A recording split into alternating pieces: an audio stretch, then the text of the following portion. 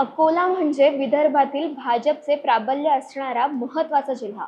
नुकत्याच पार पडलेल्या लोकसभा निवडणुकीत अत्यंत चुरशीच्या झालेल्या तिरंगी लढतीत धोत्रे परिवाराने आपले वर्चस्व कायम राखले. 2004 ते 2019 अशी सलग 4 टर्म भाजपचे ज्येष्ठ नेते संजय धोत्रे यांनी खासदारकी भूषवली. यावेळी त्यांचे पुत्र अनुप धोत्रे मैदानात होते. त्यांनी काँग्रेसच्या अभय पाटील आणि वंचित बहुजन आघाडीचे प्रकाश आंबेडकर यांचा पराभव केला होता. आता विधानसभा निवडणुकीची तारीख जशी जवळ येऊ लागली आहे, तसं जिल्ह्यातील राजकीय वातावरण तापू लागलंय. लोकसभेप्रमाणेच जिल्ह्यातील अकोट, बाळापूर, अकोला पश्चिम, अकोला पूर्व आणि मूर्तिजापूर या 5ही विधानसभा मतदारसंघात अटीतटीच्या तिरंगी लढती बघायला मिळणार आहेत. सध्या जिल्ह्यातील 4 जागा भाजपकडे तर 1 जागा शिवसेना उद्धव बाळासाहेब ठाकरे पक्षाकडे असून 2019च्या विधानसभा निवडणुकीत 5 पैकी 4 जागांवर वंचित बहुजन आघाडीचे उमेदवार दुसऱ्या क्रमांकावर होते. त्यामुळे यंदा आणखीनच चुरस वाढणार आहे. जिल्ह्यातील सर्व मतदारसंघात सध्या काय परिस्थिती आहे, कोणते उमेदवार निवडून रिंगणात असणार आहेत, त्यापैकी कुणाच्या विजयाची शक्यता जास्त आहे, या गोष्टींचा सविस्तर आढावा आपण या व्हिडिओच्या माध्यमातून घेणार आहोत. नमस्कार, मी अदिती आणि तुम्ही बघतायत महाराष्ट्र भूमी.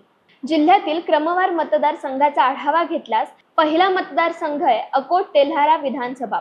मागील 2 टर्म पासून आमदार असणारे भाजपचे प्रकाश भारसाकळे यंदा तिसऱ्यांदा निवडणुकीच्या रिंगणात असणार आहेत. मागील निवडणुकीत त्यांनी 48,556 मत मिळवत वंचित बहुजन आघाडीच्या संतोष रहाटे यांचा अवघ्या 7,260 मतांनी पराभव केला होता. इतर 4 उमेदवारांमध्ये झालेल्या मतविभाजनाचा फटका त्यावेळी वंचितच्या उमेदवाराला बसला होता. यावेळी वंचित बहुजन आघाडीकडून दीपक बोडखे हे उमेदवार असून महाविकास आघाडीत काँग्रेसकडून ॲडव्होकेट महेश गणगणे मैदानात असतील. या मतदारसंघातून लोकसभा निवडणुकीत भाजप उमेदवाराला 78,228 मतं, काँग्रेसच्या उमेदवारास 69,060 एवढी मतं, तर वंचितच्या प्रकाश आंबेडकर यांना 40,272 मतं प्राप्त झाली होती. महायुतीतील जागा आपल्या पक्षाकडे यावी आणि आपल्याला उमेदवारी मिळावी यासाठी अजित पवारांच्या राष्ट्रवादीचे विधान परिषद आमदार अमोल मिटकरी इच्छुक होते. आता निवडणुकीत त्यांच्या भूमिकेकडे लक्ष असणार आहे. या मतदारसंघात होणाऱ्या अटीतटीच्या तिरंगी लढतीत सध्या तरी विद्यमान आमदारांचं पारडं जड मानलं जात आहे. दुसरा मतदारसंघ आहे बाळापूर विधानसभा. एकनाथ शिंदे यांच्या बंडात सुरुवातीला गुवाहाटीला सोबत गेले खरे, पण छातीत दुखत असल्याचं कारण सांगून तिथून सरळ मातोश्री गाठणारे नितीन देशमुख हे या मतदारसंघाचे विद्यमान आमदार आहेत. 2019च्या विधानसभा निवडणुकीत 69,343 एवढी मतं मिळवत त्यांनी वंचितच्या धैर्यवर्धन पुणकर यांचा 18,788 मतांनी पराभव केला होता. तर 44,500 मतं मिळवत MIMचे उमेदवार 3 नंबरवर होते. शिवसेना ठाकरे गटाकडून निष्ठावंत नितीन देशमुख हेच उमेदवार असून त्यांच्या विरोधात शिवसेना शिंदे गटाने पूर्वाश्रमीचे वंचितचे माजी आमदार बळीराम सिरस्कार यांना मैदानात उतरवले. तर वंचित बहुजन आघाडीकडून मूळचे काँग्रेसचे नेते माजी आमदार नतीकुद्दीन खतीब हे उमेदवार आहेत. हे 3 आमदार आमने सामने असताना महायुती प्रचंड अंतर्गत कलह दिसून येतोय. भाजपकडून माजी आमदार नारायण गव्हाणकर, राजेश राऊत, राष्ट्रवादी काँग्रेस अजित पवार पक्षाचे युवा नेते संदीप पाटील, शिंदे गटाकडून माजी आमदार गोपीकिशन बाजोरिया, विठ्ठल सरप हे सर्वच जण आपल्याला तिकीट न मिळाल्यामुळे नाराज झाले. त्यामुळे निवडणुकीत त्यांची भूमिका या ठिकाणी महत्त्वाची ठरणार आहे. लोकसभा निवडणुकीत महाविकास आघाडीला या मतदारसंघातून जवळपास 10,000 मतांची आघाडी असल्याने सध्या तरी ठाकरेंशी एकनिष्ठ राहिलेले नितीन देशमुख हेच आघाडीवर असल्याचं चित्र दिसतंय. जिल्ह्यातील तिसरा मतदारसंघ आहे अकोला पश्चिम विधानसभा. नोव्हेंबर 2023 मध्ये माजी राज्यमंत्री, भाजप मतदारसंघाचे विद्यमान आमदार गोवर्धन शर्मा यांचे दुर्दैवी निधन झाल्याने ही जागा रिक्त होती. निवडणूक आयोग लोकसभेबरोबरच इथे पोटनिवडणूक घेणार होता, पण नंतर एका याचिकेवर सुनावणी करताना नागपूर खंडपीठाने निवडणूक रद्द करण्याचे आदेश दिले. गोवर्धन शर्मा यांनी 1995 ते 2023 पर्यंत मतदारसंघाचे प्रतिनिधित्व केले. यामुळे भाजपकडून विजय अग्रवाल यांना तिकीट दिल्याने महायुतीत नाराजी नाट्य बघायला मिळाले. भाजपचे डॉक्टर अशोक ओळंबे यांनी प्रहारमधून उमेदवारी मिळवली आहे, तर महाविकास आघाडी देखील मोठ्या प्रमाणात बंडखोरी बघायला मिळते। त्या जागेवर ठाकरे गटाने प्रबळ दावा केला होता, परंतु काँग्रेसने साजिद खान पठाण यांना उमेदवार म्हणून घोषित केले। मागील वेळी जवळपास 2600 मतांनी त्यांचा पराभव झाला होता। शिवसेना ठाकरे गटाचे शहर प्रमुख राजेंद्र मिश्रा यांनी अपक्ष म्हणून दंड थोपटले। दुसरे काँग्रेसचेच बंडखोर डॉक्टर झिशान हुसेन हे वंचित बहुजन आघाडीचे उमेदवार आहेत। या मतदारसंघात यावेळी चौरंगी लढत बघायला मिळू शकते। काँग्रेस आणि ठाकरे गटातील उमेदवारांमध्ये मतविभाजन झाल्यास त्याचा फायदा भाजपला होऊ शकतो। लोकसभा निकालात मतदारसंघातून महाविकास आघाडीला जवळपास 12,000 मतांची आघाडी होती।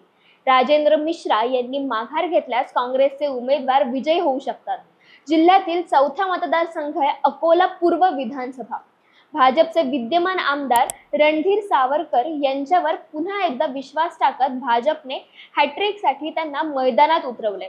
मागील निवडणुकीत त्यांनी 1,04,75 मतं प्राप्त करत वंचित बहुजन आघाडीचे उमेदवार हरिदास भदे यांना 24,723 मतांनी पराभवाची धूळ सारली होती। प्रकाश आंबेडकरांना मानणारा मोठा वर्ग या मतदारसंघात असून यावेळी ज्ञानेश्वर सुलताने हे वंचित बहुजन आघाडीचे उमेदवार आहेत, तर महाविकास आघाडीत शिवसेना उद्धव बाळासाहेब ठाकरे पक्षाकडून गोपाल दातकर निवडणुकीच्या मैदानात आहेत। लोकसभा निवडणुकीत या मतदारसंघातून भाजपला 87,811 एवढी मतं प्राप्त झाली होती।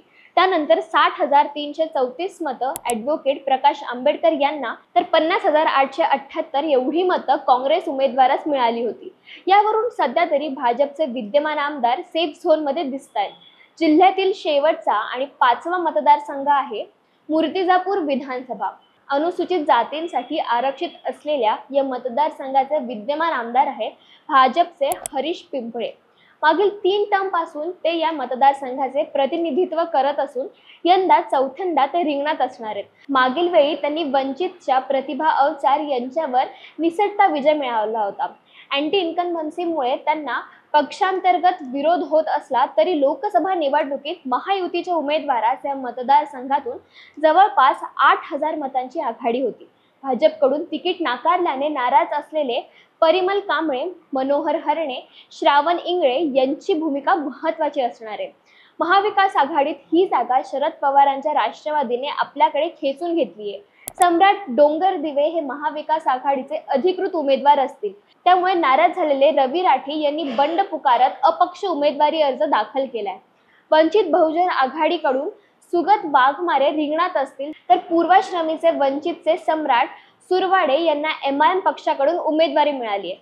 वंचितच्या पुष्पा इंगळे यांनी देखील अपक्ष नामनिर्देशन दाखल केले। त्यामुळे आता कोण माघार घेणार आणि कोण मैदानात असणार याकडे सर्वांचे लक्ष लागले। महायुती महाविकास आघाडीतील अंतर्गत कलह, MIM उमेदवार यामुळे या मतदारसंघातून वंचित बहुजन आघाडीचा उमेदवार विजयी होण्याची शक्यता नाकारता येत नाही। जिल्ह्यातील 5ही विधानसभा मतदारसंघाचा आढावा घेतल्यास सर्वच ठिकाणी अटीतटीच्या तिरंगी लढती रंगणार असून तुमच्या मते या मतदारसंघातून कोण बाजी मारू शकतो आम्हाला कमेंट्सच्या माध्यमातून नक्की कळवा। धन्यवाद।